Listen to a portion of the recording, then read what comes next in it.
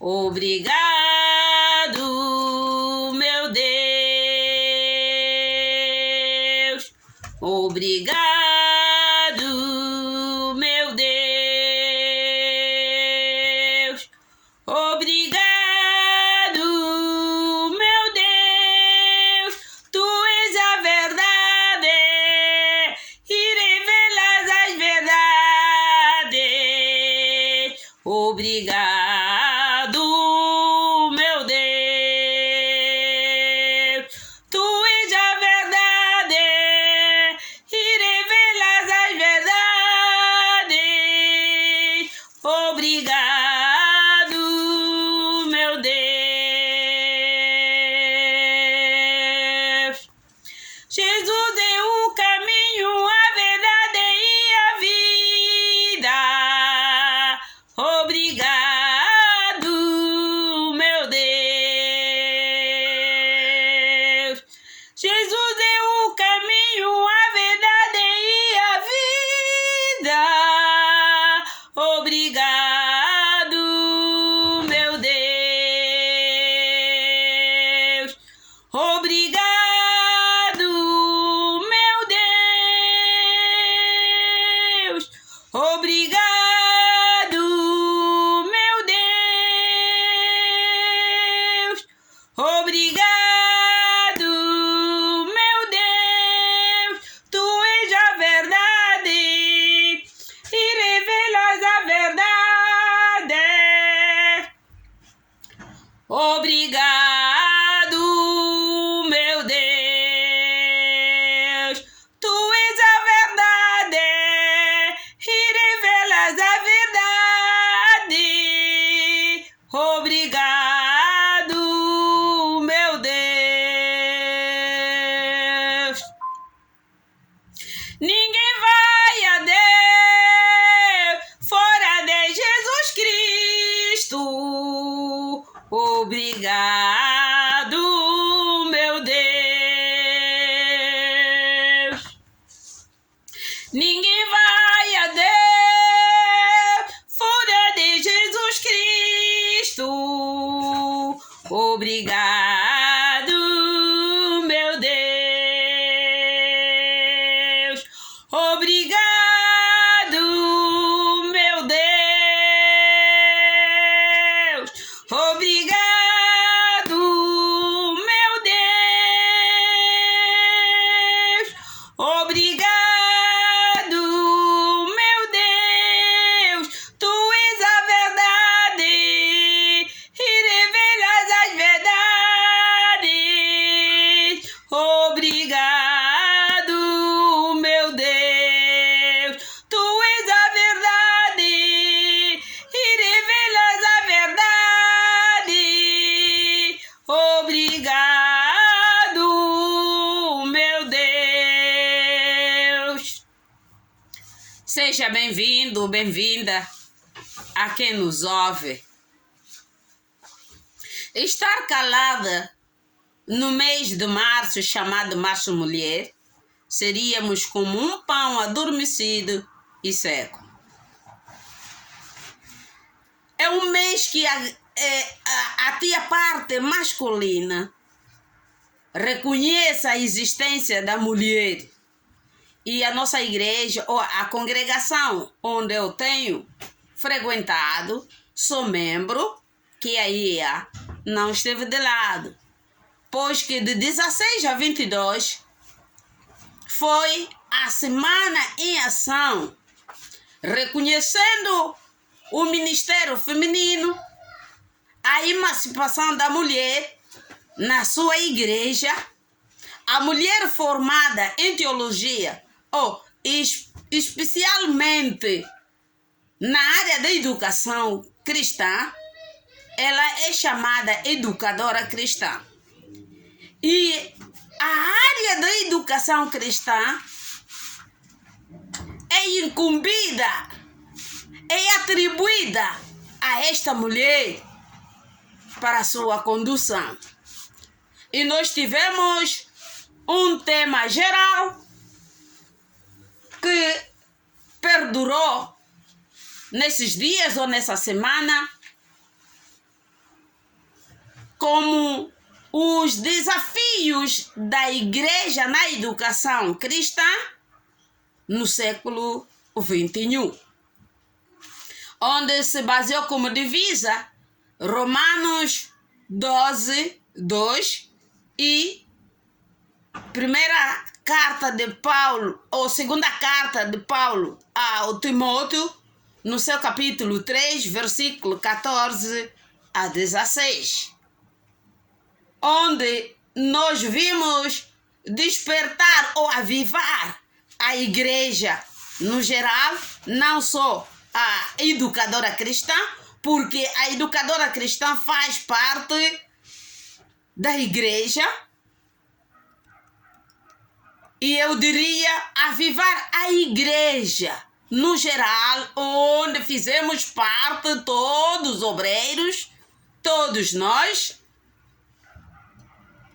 com base aos ensinamentos bíblicos face aos desafios do presente século.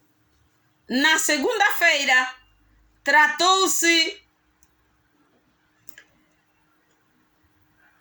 do subtema como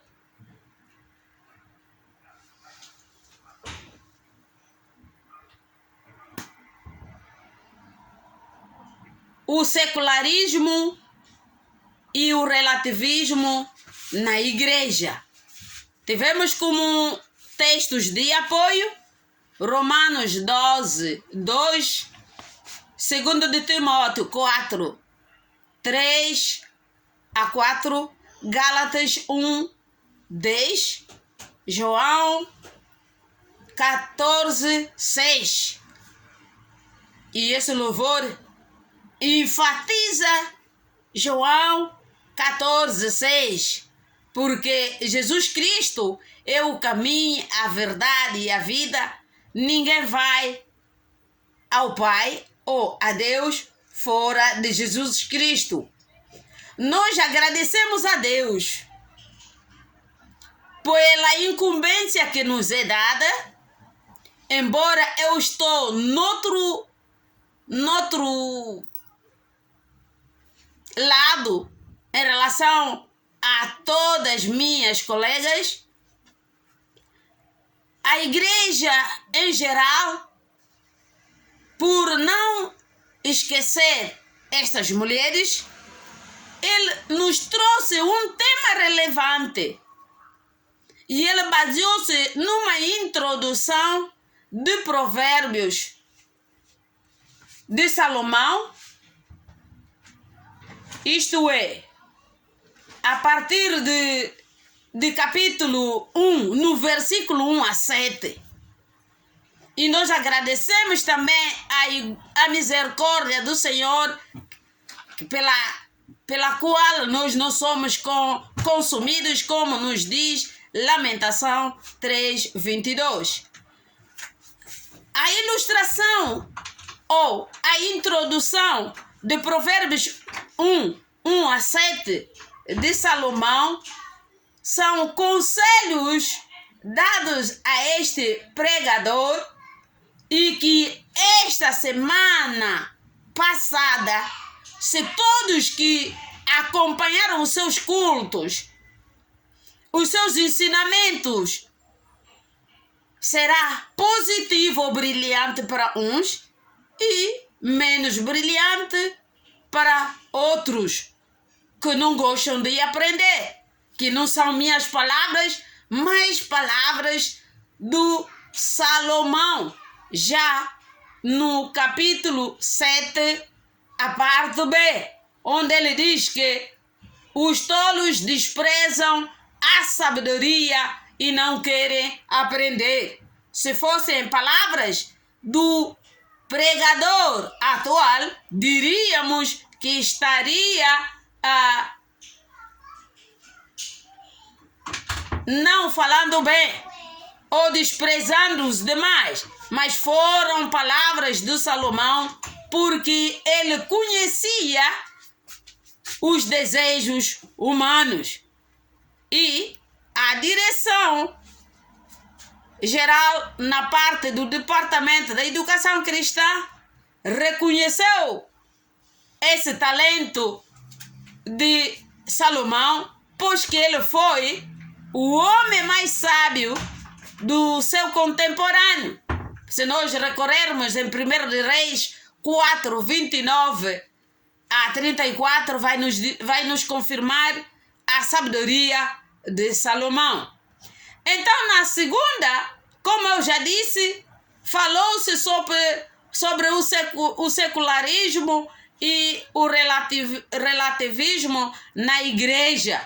E, consoante estes textos todos que serviram de ilustração para a segunda-feira, Paulo, depois da sua conversão, ele entendeu que estar na presença de Deus é a melhor coisa que a pessoa deveria fazer. Estar na presença de Deus é a melhor coisa que a pessoa deveria fazer. E para tal, é melhor primarmos pela verdade que é Cristo. Como a igreja, não podemos negar também a existência da verdade absoluta e permanente da revelação de Deus nas Escrituras Sagradas. Nós devemos respeitar as leis governamentais, mas importa realçar que não podemos fugir o que a Bíblia nos ensina. E Paulo, reconhecendo que o nosso Deus é um Deus santo, ele despertou a igreja de Romanos sobre o conformismo, despertou Timóteo como líder religioso, onde também os educadores cristãos ou as educadoras cristãs, como líderes da igreja, somos encorajados, despertados e levarmos esse recado aos membros que nos acompanham. Na terça-feira, tivemos como subtema a Era das Telas.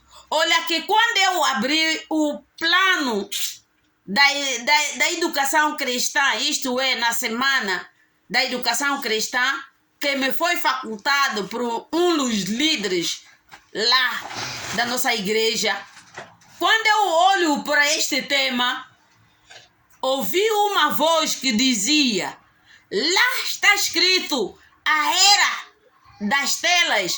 Sabes o que significa? Eu dizia: como assim? A resposta que me veio no ouvido: o artista dos integrantes.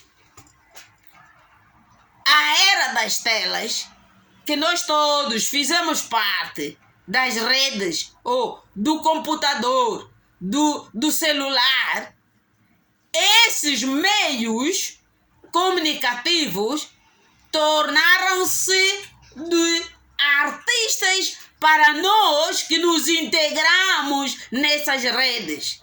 A Era das Telas hoje é chamada divinamente, que até eu também não sabia, até você não sabia, mas hoje fica a saber que ele tornou-se o artista dos integrantes.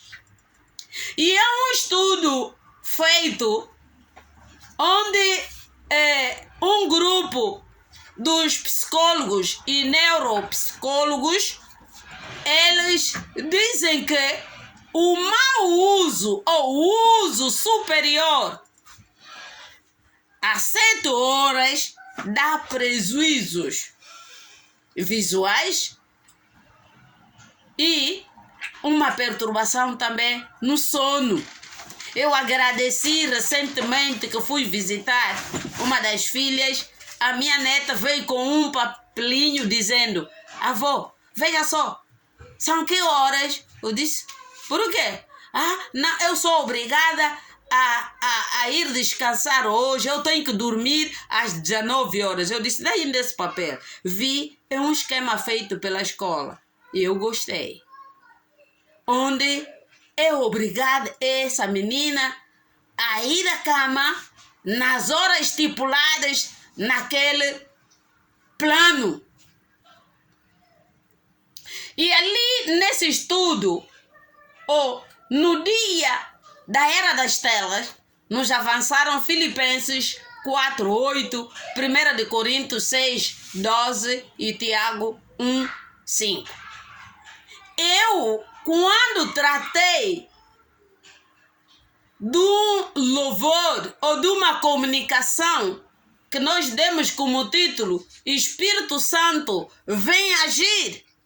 Se você nos acompanha em YouTube, veja lá esse tema ou esse louvor com o título Espírito Santo vem agir. Nós nos baseamos de Filipenses 4:8. Tratou-se deste texto sobre as 7 coisas desejáveis que devemos tomar em consideração. E nós dizíamos lá que o Senhor tomasse posse do nosso pensamento, que o Espírito Santo dirigisse os nossos passos. E se isso acontecer, seria uma mais-valia. E ali, a este grupo de psicólogos, eles avançam que a criança de 0 a 2 anos não poderia ter acesso a celular ou a televisão. E as crianças de 2 anos, praticamente, como já disse, não teriam. Mas quando tiver 2 anos em diante, ele teria 1 hora por dia para assistir. De 2 a 5, teriam 1 a 2 horas para assistir. De 2 a 5 anos. De 6 a 10 anos, eles teriam 2 a 13 horas para poder ver. E de 11 a 18 anos, teriam 3 horas para poder ver. Mas não deixar virar a noite. Quer dizer, não permitir com que essas pessoas ultrapassem meia-noite. Teriam acesso a essa quantidade de horas. Mas veja que nós, como encarregados, o que fizemos sobre a Era das Telas, que é o artista dos integrantes. E todos aqueles que são jovens teriam acesso de 5 a 5:30, né? 5,3 horas de tempo para assistir. Na quarta-feira falou-se do conformismo com o mundo. E também é mesmo neste ano onde eu levei uma abordagem que nós usamos a carta de Romanos, capítulo 12, versículo 1 a 2. E onde nós cantamos o louvor Nzayai Yena Kiese King Ngeye Buwetilanda Gananza Engwa Lumbukina Kiadi Lumbukina Nza Yala Kudidisa. É por isso que Ele próprio Deus, sendo a verdade, nos trouxe de novo essa semana finda as verdades bíblicas que nós deveríamos meter em consideração. Porque quando Ele desperta é porque há um problema. E eu dizia naquele dia que nós somos cristãos que estão no mundo, mas não somos do mundo. Nós estamos no mundo, mas não somos no mundo. Quando eu tratei dessa passagem de Romanos 12, 1 a 2. E também podemos recorrer a Efésios 4, 23 a 25. Na quinta-feira, falou-se a necessidade de um discipulamento prático e capacitação. Um discípulo, perante ao tema que nos foi dado, os desafios da educação cristã no século XXI, desafio são situações difíceis que precisam um esforço para serem ultrapassados. E esses subtemas todos são desafios que a educação cristã deve engrenar a um esforço para poder superar ou ultrapassar essas dificuldades, essas situações, esses problemas. E assim que o discípulo é um aprendiz ou é um seguidor, e a educadora cristã ensina e ensina. Isto quer dizer, como o Josué Gonçalves nos diz, que o mestre ensina vivendo e viva ensinando aos seus discípulos, como podemos ver Mateus 11, 28, Marcos 10, 1. Como seguidores de Jesus Cristo, nós devemos ser o modelo que as organizações de massa devem imitar, porque nós aprendemos com as nossas organizações de massa e eles também aprendem conosco. Esta é uma missão conjunta ou mútua. O que nós aprendemos é um registro que levamos para toda a vida. O que nós aprendemos é um registro que levamos para toda a vida. E é bom lembrar que o conhecimento é uma formação partilhada. O conhecimento é uma formação partilhada. E o que nós aprendemos é um registro feito que nós levamos por toda a vida. Para que a classe de discipulamento venha acontecer, deve haver uma intervenção entre o mestre e o discipulado. Porque há momentos em que esse educador pode conceber um plano que não será executado ou cumprido pelos seus seguidores ou pelos seus líderes. E nós temos vários desafios. O próprio cumprimento do plano das atividades é um grande desafio, onde você escala um ensinamento e as pessoas que devem aprender não estão aí. Ou é um ensinamento que é mal interpretado pelos seus líderes e fica complicado para levar essa área do discipulamento. Mas o educador ou a educadora ensina e ensina. Na sexta-feira, tivemos como subtema a educação no lar.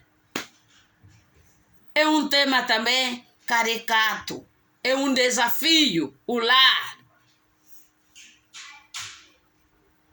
Porque o lar deve ser um santuário, um lugar de retiro, de intimidade e de sólida espiritualidade, onde haja o reabastecimento do tanque emocional do casal e dos filhos.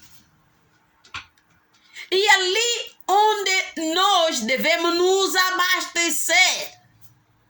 E ali onde nós também, nesse abastecimento espiritual e emocional, vai acontecer. Espiritualmente, o nosso devocional tem que acontecer. Socialmente, a nossa cooperação, o dever de todos aí no lar, se ele for edificado com base à palavra de Deus, nós teremos famílias bem equipadas, famílias tranquilas consigo mesmo, com a igreja e para a sociedade onde esses fazem parte. É bem-vindo e bem-aventurado o líder que tem uma família que enriquece e capacita o seu ministério. Lá no lar, quando vamos falar do lar, o pastor faz parte do lar. Educador cristão faz parte do lar. Pois que as nossas congregações deliberaram